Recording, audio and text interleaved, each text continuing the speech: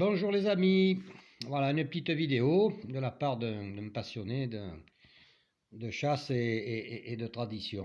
Voilà.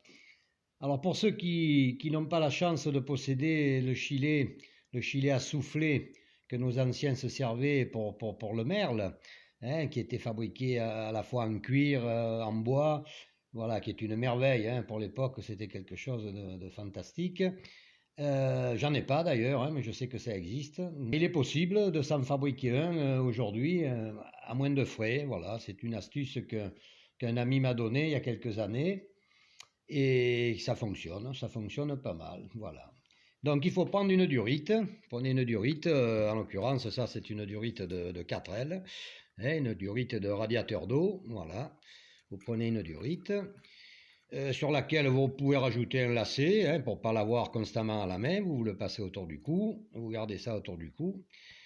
Et alors d'un côté, voilà comment ça fonctionne. D'un côté de cette durite, ben, il faut y mettre un bouchon. Vous y mettez un bouchon, en l'occurrence là c'est une demi-sphère en caoutchouc que j'ai réussi à incorporer avec du Sikaflex pour que ce soit très très étanche, bien évidemment. Et sur la partie avant, sur l'autre partie, ben, il faut y mettre un gilet. Alors un gilet à merle, bien entendu. Euh, pour ma part, ben, c'est pas que j'avais que ça, mais bon, il a un bon rendu, il a un bon son. Alors je lui ai mis un gilet qui est assez long, les coniques, vous voyez, avec la pipette. Mais ça fonctionne parfaitement bien avec un gilet rond, un gilet à bouche pour merle, ça fonctionne parfaitement bien, hein, voilà.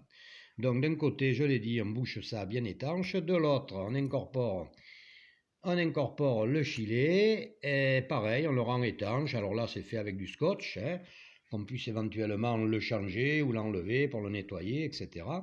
Voilà, bien le rendre étanche, et c'est tout simple. Et à partir de là, ben, il y a un rendu qui est assez efficace. Voilà, vous allez voir. Voilà.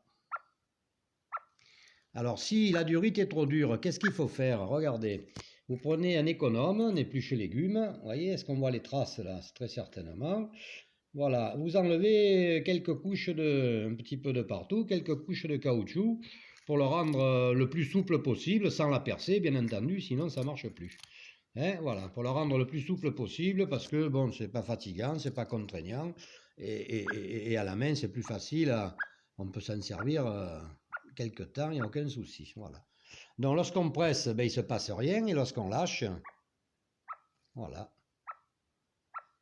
Alors l'avantage de ce système, c'est que ça permet à la fois de chiller avec un gilet à bouche, hein, un gilet rond, de faire le ramage du merle, et en même temps de faire le cao. Ben, ça fait plusieurs présences de merle, c'est assez efficace, hein. Je m'en sers à la fois à la cabane, et lorsque je fais les drailles, bon, ben pareil, quoi, hein, c'est efficace dans les deux endroits, ça marche bien. Voilà, voilà une petite astuce.